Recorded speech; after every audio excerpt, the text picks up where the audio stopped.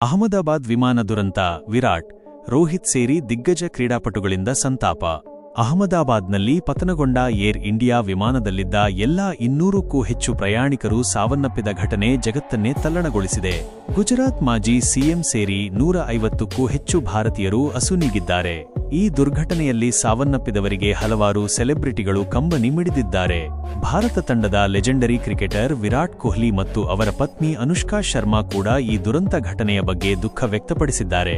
ಅಪಘಾತದ ಸುದ್ದಿ ಕೇಳಿ ಆಘಾತಕ್ಕೊಳಗಾಗಿರುವುದಾಗಿ ತಿಳಿಸಿದ್ದು, ಎಲ್ಲಾ ಮೃತರ ಕುಟುಂಬಗಳಿಗೆ ಸಂತಾಪ ಸೂಚಿಸಿದ್ದಾರೆ. ಮತ್ತೊಂದೆಡೆ ಅನುಷ್ಕಾ ಶರ್ಮಾ ಕೂಡ ಭಾವನಾತ್ಮಕ ಸಂದೇಶವನ್ನು ಹಂಚಿಕೊಂಡಿದ್ದಾರೆ.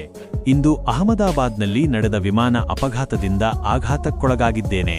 ಈ ದುಃಖದ ಸಂದರ್ಭದಲ್ಲಿ ಹಾನಿಗೊಳಗಾದ ಎಲ್ಲರ ಕುಟುಂಬಗಳಿಗೆ ಶಾಂತಿ ಸಿಗಲಿ ಎಂದು ನಾನು ಪ್ರಾರ್ಥಿಸುತ್ತೇನೆ ಎಂದು ವಿರಾಟ್ ಕೊಹ್ಲಿ ಇನ್ಸ್ಟಾಗ್ರಾಂನಲ್ಲಿ ಸ್ಟೋರಿ ಪೋಸ್ಟ್ ಮಾಡಿದ್ದಾರೆ. ಮತ್ತೊಂದೆಡೆ ಅನುಷ್ಕಾ ಶರ್ಮಾ, ಇಂದು ಅಹಮದಾಬಾದ್ನಲ್ಲಿ ನಡೆದ ವಿಮಾನ ಅಪಘಾತದ ಸುದ್ದಿ ಕೇಳಿ ತುಂಬಾ ದುಃಖವಾಗಿದೆ. ನನ್ನ ಆಲೋಚನೆಗಳು ಮತ್ತು ಪ್ರಾರ್ಥನೆಗಳು ಎಲ್ಲರೊಂದಿಗೂ ಇವೆ ಎಂದು ಬರೆದಿದ್ದಾರೆ. ಭಾರತ ತಂಡದ ಲೆಜೆಂಡರಿ ಆಲ್ರೌಂಡರ್ ಯುವರಾಜ್ ಸಿಂಗ್, ಅಹಮದಾಬಾದ್ನಲ್ಲಿ ನಡೆದ ಏರ್ ಇಂಡಿಯಾ ವಿಮಾನ ಅಪಘಾತದ ಸುದ್ದಿ ಕೇಳಿ ಹೃದಯ ಹೊಡೆದಿದೆ. ಪ್ರಯಾಣಿಕರು, ಸಿಬ್ಬಂದಿಗಳ ಕುಟುಂಬಸ್ಥರೊಂದಿಗೆ ನನ್ನ ಪ್ರಾರ್ಥನೆಗಳಿರಲಿವೆ.